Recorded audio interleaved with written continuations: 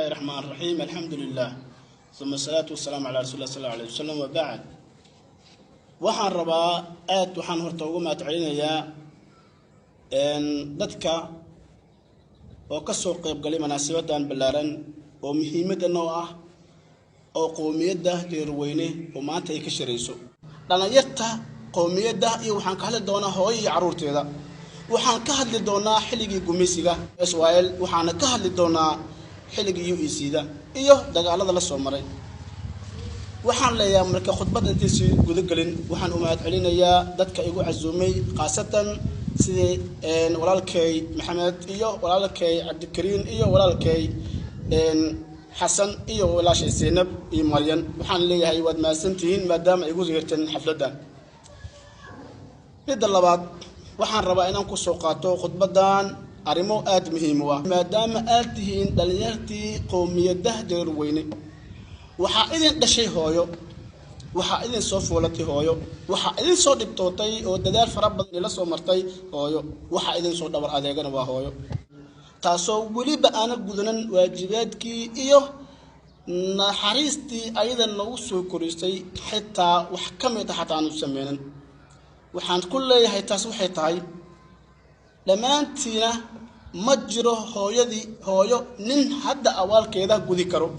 mana jiro nin ilaa hadda hooyo wax farxad geliya oo wali u sameeyay because day hadda ayaa tihiin dad horumar iyo olojeed iyo hadaf iyo maqsad leh taasoo doonaysaan inaad ku horumarisaan noloshiina mid labaad waxaan rabaa inaad idin sheego hooyooyinkayna waxay la soo kulmeen gumeysi fara badan waxay la soo kulmeen cadaalad darro fara badan waxay la soo kulmeen dhib iyo dhaawac fara badan taasoo ku kalfaysa waliba ku kalaftay idinka dartiina in ay u dhawar adeegaan ciyaalkooda inay u dhabar adeegaan gabdhahooda iyo wiilashooda waad ogtihiin gumeysi ayaa wadanku soo maray gumeysiga waxa kamid ahaa hooyooyinkeena dadka la gumeysi waxa kamid ah in la yiraahdo Maxamed Xaaji Ciise wuxuu ku dhashay gumeysigii uu ku dhashay Talyaaniga ayadoo waliba hooyadiisa meesha ku dhashay ayadoo la gumeysanayo oo kali asayl saaran korkiisa oo dhibaato gaarsiinaya la garaacayo waxay taasni ka tahay kamid tahay wadanka inaad u soo qabanay sidana u nahay qoomiyadda Deerweyne halgan fara badan wadanka inaan nagu himid annaga dadka lagu himid anahay gumeysiga dadka wadankan lagu gumeysina anaga nahay marka waxaan idin sheegayaa in wadankan xaq iyo xuquuq anaga aan ku leenahay waxa jira sidoo kale aabiyaal fara badan iyo dhalinyaro fara badan oo naafo u ah gumeysigaas dartiisa halahaasna waxay u soo martay hooyo iyo aabi waxay u soo mareen inaan anaga aan ku noolaano xornimo iyo nolol wanaagsan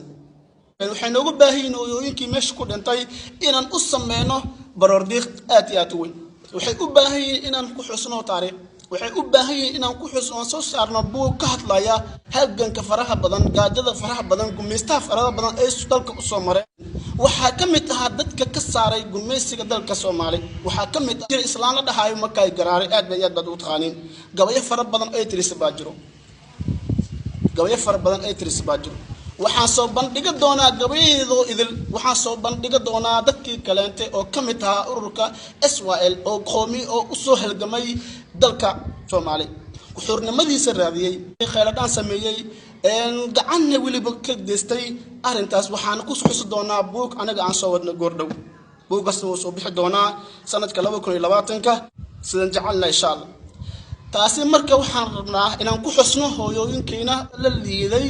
waxtarkoodii wanaagoodii iyo halgankii dheeraa oo isoo mareen dalka waxaan rabaa markaan taasi ka gudbo dhalinyartiina meesha joogto waxa idin sheegayaa aqligan iyo maskaxdan iyo garaadkan maanta inta aad ku joogtiin aad ku fikirteen in aad shir qabataan aad ku fikirteen in la soo saaro qoomiyadda Deerweyne buug ka sheekeynaya halgankii siyaasadeed iyo gumeystiga xilligii Israel dadka kamid ah in lagu soo bandhigo aan ka wada tashano arinkaas waxaan rabaa marka adigoo intaas laga soo maray oo dalka ku sugan wax garad ah aqoon leh way arag ah maxay ku dhacday in hooyooyinkiina hortiina lagu kufsado maxay ku dhacday in hooyooyinkiina hortiina lagu dilo taasi waa anaga wax aan isyeelnay taasi waa anaga cabsi nagu jirta taasi waa anaga kalsooni daro naxaysa ma dhici doonto mar dambo in hooyo oo Soomaaliyeed in mar dambo la silciyo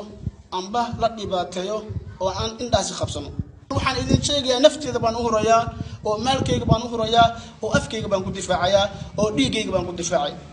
taasi waa go'aan aniga ile oo gaaray waxaan rabaa go'aankaas nin walbo dhalinyarada ka mid ah qoomiyad jirweena tirsanayo inuu go'aankaas qaato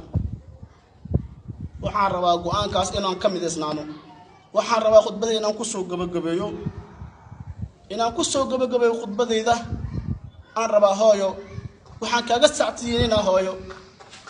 waxaan kaaga tacsiyeynayaa dhibka lagu deystay waxaan kaaga tacsiyeynayaa dhaawac ku gaaray waxaan kaaga tacsiyeynayaa dhibaatada iyo halganka wadanka u soo martay oo maanta lagu yiri waxba ma qaban waxaan ku leeyahay hooyo macaan waxaan leenahay anagoo si wada jir ah u leenahay hooyo macaan wadankan waa u soo halgantay oo mana dhici doonto mar dambo mana socod doonto mana noqon doonto in hooyo ka tirsan qoomiyad jirweena lagu xudgudbo lagu farciyaaro la kufsado la dandareysto akhdara lagu dilo ayada iyo ninkeeda amba ayadii ubadkeeda taasi waxaan ka xignaa in aan anaga dhimano go'aankaas maanta waxaan rabaa dhalinyaro idinkana inaad ila qaadataan adigoo waliba anagoo waliba si wada jir ah waxaan idin leeyahay